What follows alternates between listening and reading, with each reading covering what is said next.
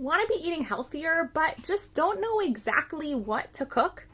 That's what I keep hearing from people. So many people who get excited by films like What the Health or Forks Over Knives, or are starting to hear about how healthy eating can massively impact health outcomes and can totally reverse diabetes, heart disease, Alzheimer's, and lots of inflammatory diseases. So the question is, if you want to eat healthy and yet you don't know what to eat, what do you do? And that's where a lot of people get stuck. They try to look up recipes online, but they don't even understand what half the ingredients are, even though they're just like normal, wholesome foods. So I wanted to create a series just for all of you out there who really want to learn the basics about food. And I'm hoping to eventually turn this series into something more substantial, into a big course that was inspired by a conversation I had with my now friend Dahlia the first time that we met. And she said, wow, it looks so exciting, everything that you're eating. I really wanted to go on a healthy diet and I just didn't know what to do. I really wanted to go plant-based because I knew it would be good for my family, but I just don't know what to make and I don't know what to eat. And I looked at her and I said, let me guess. You wanted to go from having a meat-based diet to having a plant-based diet. So you took the meat out and you've been fed the story your entire life that carbohydrates are bad for you. So you decided to eat salad all day and lo and behold, you were hungry. And she looked at me, she's like, yeah, how did you know all that? And I said to her, because you're American. And like most Americans, you don't know how to eat a traditional whole food plant-based diet. And the biggest challenge that you have is that you don't know beans. And she's like, you're right, I don't know anything about beans. So this series, in Dahlia's honor, and because Dave loved that term coming right out of my mouth, is called You Don't Know Beans. And what better way to start a course teaching basics about food than with some beans? So it just so happens I'm preparing to make a soup tomorrow with some beautiful red Indian lentils. And so I figured that would be our first step into learning about beans.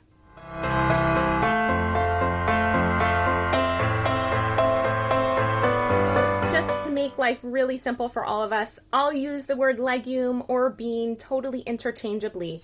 So that means all of the things that kind of look like kidney beans or black beans that are all that kind of shape. That also includes peas. It includes chickpeas or garbanzo beans, depending on how you call them, what part of the world that you're from. It includes all sorts of different lentils and mung beans. And that also includes green beans. And we're going to talk about green beans as part of our whole bean series. So back to the red lentil. Red lentil is incredibly favored in India. And you might think that there's only one kind of lentil. There's only the green lentil, which is about 3 times the size of this cute little dude, right? I'm going to bring it up to the camera so you can see it. Nice, he's so cute. So cute. Now, green lentils, when you cook them, they really hold their shape. So if you're looking to make a stew or a soup or burgers, for example, so you're going to want a lentil that's really going to hold its shape. So for burgers, I always recommend green lentils. But for a soup that you want to have be more like creamy, where the beans really melt into the soup and become this creamy base, so red lentils and some of the other beans I'm going to be showing you are really fantastic for that. Now, what is amazing about beans is they have 2 really awesome qualities. One is they're chock full of protein and chock full of starch. So the protein is really great because you've got lots of amino acids that are the building blocks of life. And if you've ever heard people talk about needing a complete protein, so that was like a scientific theory that was totally debunked and it's totally bogus. Your body is perfectly capable of building whatever proteins it needs, pulling together different amino acids from all of the different foods that you eat. If you eat a wholesome diet, you'll be fine. Don't worry about the protein. You are not likely ever in your life to meet someone who has protein deficiency.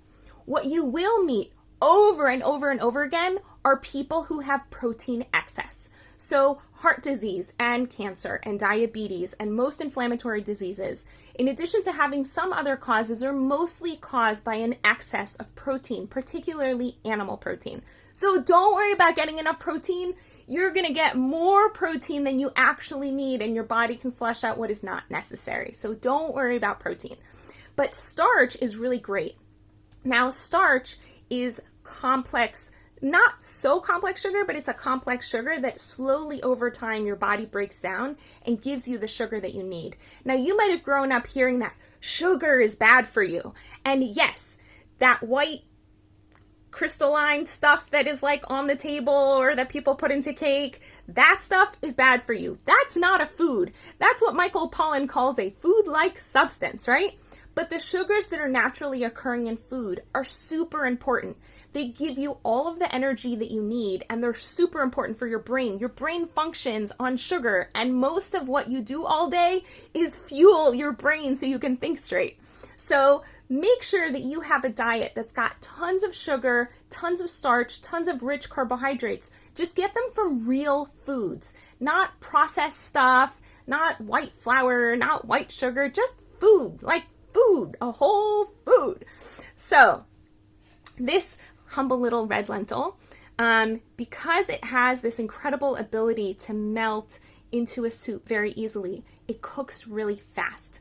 So if you want to make beans, but you know you don't have a lot of time, go for red lentils or for yellow lentils always.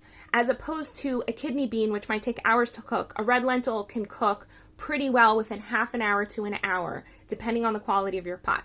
Okay, so I want to teach you a really simple Indian curry recipe that you can make with the humble little red lentil. So this is what I recommend you do. Chop up a couple of onions and 2 to 4 cloves of garlic, depending on how much you like your garlic and how big your cloves are. And if you have access to ginger, so you can chop up about like this much ginger, whatever that is, right? About the equivalent of 1 to 2 playing dice of ginger. Chop all of that up, throw it into the pot, and put the pot on low with some water in it. Now, this is the most revolutionary thing I ever learned in my life, is how to cook without oil. Because oil is not a whole food. Olives are whole, corn is whole, soy is whole, flax is whole. Oil isn't whole. And I like to cook with whole foods because they've got the whole complexity of nutrients that God put on this earth for us to eat together. And that includes the fiber and the vitamins and the minerals and the nutrients. And oil, particularly when we cook it, becomes really difficult for our bodies to process. If you think about how difficult it is to clean a pot or a pan that's been gunked up with oil, or to clean your sink after it's been gunked up with oil. So your body gets gunked up in that same kind of way. And that can cause, on a simple level, it can cause acne, it can cause inflammation where you get like boogery and mucus. It can just make you sluggish, and eventually it starts clogging all sorts of things on the inside. So you can just cook with water. Kid you not. You put the stove on low, put some water in the pot, cover it, and the water is going to slowly cook, and you'll be shocked to see, but it really works. The onions and the garlic and the ginger will slowly cook, and they will get sweeter over time, just like they would with oil, except it's so much less work. It's a lot easier to clean the pot. You just leave it on low, and you can leave it on its own and not have to be worrying about mixing it around and sauteing it. It's not going to burn. As long as you are checking the water level, make sure that the water doesn't run out. You're totally good. Now, while that's happening, you're going to take a couple of carrots, and you can either take a sweet potato or a butternut squash or a pumpkin. So it depends on which one of those you like. I love the orange root vegetables, especially all year long. I love orange root vegetables. They're so rich in carotene and so rich in flavor and a little bit of sweetness, which I like in red lentil stew. So you chop up some carrots and sweet potatoes and squash if you have, or pumpkin, and you cube them up.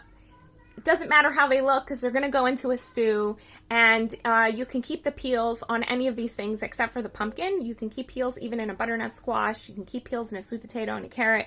they'll just go right into the pot as it's simmering. And now for spices. Now spices are something I'm so excited to really get into and to dive into with you. But for now, I just want to mention that you want to put in to a stew like this. If you have access to a simple curry powder, just throw the curry powder in and you're pretty much good. But make sure you always throw some bay leaves into any of the soups that you make with beans, because bay leaves just add a certain richness of flavor. And if you want a little bit of umami and maybe you're missing a little bit of meat, you can chop up some dried shiitake mushrooms or porcini mushrooms or any other mushrooms you can get your hands on, but the stronger mushrooms are going to give more of a meaty flavor, and they also have a meaty texture, which just gives a bit more umami to everything you're making. You're also going to add salt to taste and throw your soaked beans that have been rinsed in a colander. You throw them into the pot and fill the pot until just above the level of all of that stuff that we've been talking about. Now, if you want it to be more soupy and less stewy, so just add more water, and then you're going to add salt to taste. Cover the pot and just put it to a boil and then bring it down to a simmer. And hopefully you're going to have a really delicious stew. You can have that with fresh whole grain bread. You can have it with a fresh whole grain like rice or millet or quinoa. And we're going to go into all of these foods, I hope, further along in the series. For now, I really want your feedback. Is this something that you're excited to learn about? Do you want to learn more about the humble lentil and the humble chickpea and gosh, lots of different fruits and vegetables and stuff? Is there something you're particularly curious about? And are you noticing that you really want to go on a health journey and eat healthier food and sustain your body and get stronger and experience more vitality in your life? So contact me. Sign up for a discovery session right on my website, hannahmason.com, where we can figure out how we can work together to get you going and get your vitality up a whole other notch.